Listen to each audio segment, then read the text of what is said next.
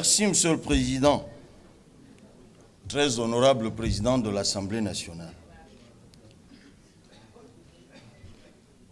Monsieur le Président, notre mandat va à sa fin et je voudrais vous faire un aveu public. C'est que je vous tiens en grande affection. Cela vous surprend sans doute. Et c'est parce que je vous tiens en grande affection, Monsieur le très honorable Président, je vous plains. Parce que le premier d'entre nous qui incarne la plus vieille institution constitutionnelle au Cameroun, c'est vous. Et le premier d'entre nous qui est tant méprisé par le gouvernement, c'est encore vous. Et je crains même que vous soyez dangereusement cerné. Parce que dans les mêmes conditions que vient de décrire l'honorable Joshua aussi, nous au PCRN, nous avons déposé des amendements l'an dernier. Et d'ailleurs, une bonne partie d'entre eux ont été examinés et même adoptés en commission. Cette année, dans les mêmes conditions, nous avons déposé des amendements et à votre secrétariat et au secrétariat du secrétaire général, ils ont disparu. Ma première question est, dans quel bénétariat d'Ongwaekele ils ont été jetés? Avec un peu de chance, nous allons faire emballer nos propres beignets avec. Monsieur le ministre des Finances, quel est au juste l'objectif stratégique du budget du Cameroun en 2025? Quel objectif poursuit un gouvernement qui dit promouvoir un an plus tôt la transformation locale de bois en produits manufacturés par l'institution d'un droit de sortie discriminatoire sur les grumes, mais consacre un an plus tard des abattements conséquents sur les 10 droits sur simple présentation d'un certificat de conformité aux normes en matière de lutte contre la déforestation. Où est la cohérence? Le gouvernement s'est engagé à réaliser la SND 30 avec des objectifs clairement affichés. Le scénario de la vision prévoyait un taux de croissance moyen de 6,6% pour la période 2021-2025. Pourtant, vous n'ambitionnez qu'un taux de croissance de 4,1% en 2025. C'est récurrent depuis ces derniers exercices. Alors, la SND est toujours 30, ou alors elle a glissé à 40, 50 ou à jamais. La vérité, Monsieur le ministre, est que le PIB par habitant du Cameroun stagne curieusement, depuis que vous avez des visions. DSE, Planut, Cocan, SND 30. Ce PIB est passé de 1 434 $ en 2012 à 1 589 $ en 2022. Aucun pays de niveau comparable n'a fait pire. Au Cameroun, la pauvreté s'élargit vers l'extrême pauvreté et une grande partie des salariés et fonctionnaires sont déclassés dans la pauvreté. Monsieur le ministre, avez-vous conscience que vous obligez d'honnêtes gens à survivre par le vol, la fraude et les ruses de tout genre? Vous pensez qu'un cadre de la fonction publique qui a un salaire de moins de 200 000 vit même comment à Yaoundé?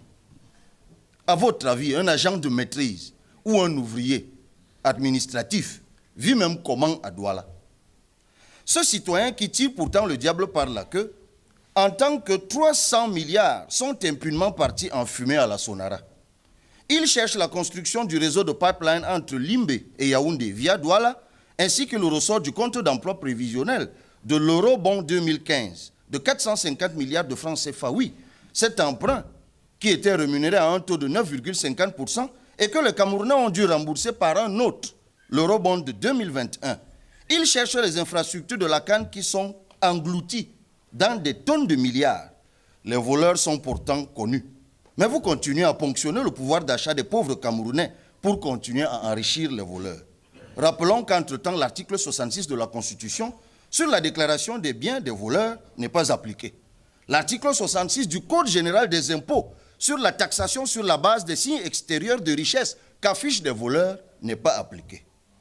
Comme dirait quelqu'un, un jour, un jour.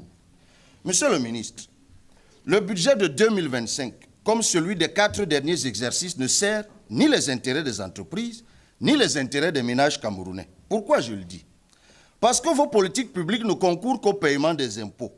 à la création de nouveaux impôts et à l'augmentation des tarifs des impôts existants. Aucune politique publique de votre budget n'augmente substantiellement le pouvoir d'achat, n'accroît la compétitivité des entreprises, ne concourt à la transformation locale ou ne crée des débouchés pour les produits subséquents. On dirait que vous gouvernez pour vous-même, contre les Camerounais, contre les ménages et contre les entreprises. Tant vous les confinez à l'informel, en les incitant, comme je l'ai dit tantôt, à la ruse, à la fraude ou à des comportements rentiers sur la commande publique. Le projet de loi de finances de 2025 est indissociable du projet de loi portant fiscalité locale. On en a parlé il y a quelques jours. Toutes les réformes reprises dans ce dernier auraient pu figurer directement dans le projet de loi de finances. Mais par rouerie habituelle, vous avez présenté 2 lois. Pourtant, vous modifiez régulièrement les dispositions du livre 3e du Code général des impôts consacré à la fiscalité locale. Le but était de dissimuler l'ampleur des nouveaux impôts dans le flot des reprises des dispositions non modifiées des dispositions du Code général des impôts portant fiscalité locale. Qu'on se comprenne bien, Monsieur le ministre. La masse critique des prélèvements susceptibles d'induire le développement aussi entre 23 et 25% du PIB par exercice. Les capacités contributives des contribuables camerounais dépassent largement ce seuil. Le problème, c'est l'incurie du gouvernement. Sans création de nouveaux impôts et augmentation des recettes non fiscales, nous pouvons réaliser de façon optimale plusieurs objectifs de développement. Allez explorer les niches fiscales qui existent plutôt que de multiplier inlassablement les taux d'imposition et les nouveaux impôts.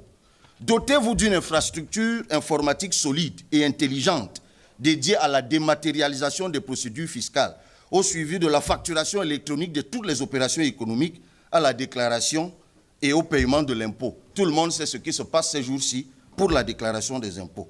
Réaliser un meilleur encadrement des amendes fiscales, Monsieur le ministre, afin que celles-ci soient recouvrées comme les recettes budgétaires le sont. On est tous au courant des affaires Glencore, Bourbon, toutes choses qui démontrent clairement que les impôts que nous refusons ici à percevoir, ici au Cameroun, du fait de la corruption, sont revalorisés et payés en amende conséquente dans d'autres juridictions. Exercer aussi, Monsieur le ministre, un meilleur contrôle fiscal. Le tableau synoptique de l'évolution du rendement de la Direction générale des impôts signale un rendement moyen de 40 milliards par exercice sur les 10 dernières années.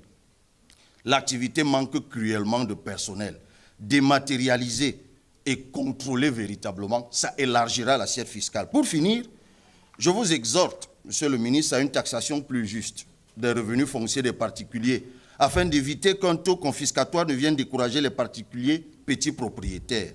Une imposition progressive des petits propriétaires fonciers après prise en compte effective de l'abattement forfaitaire de charges réelles, comme vous l'avez dit, serait plus rationnelle. Et en partant, 2 choses à vous dire. En 2017, je me souviens à l'université de Yaoundé 2, vous étiez à la dédicace d'un ouvrage sur la transformation structurelle. Le même auteur vient de publier un ouvrage très intéressant, en tout cas sous sa coordination, le professeur Henri Ngouattabi, qui est intitulé « État développementaliste camerounais versus État développementaliste sud-coréen. Comment réussir la transformation structurelle ?» Vous y trouverez des clés. Et je m'en vais donc en vous rappelant le conseil de la dernière fois. S'il vous plaît, l'an prochain, en 2025, laissez le président Biya aller se reposer au village. Les Camerounais ont soif d'un nouveau management politique. Merci beaucoup.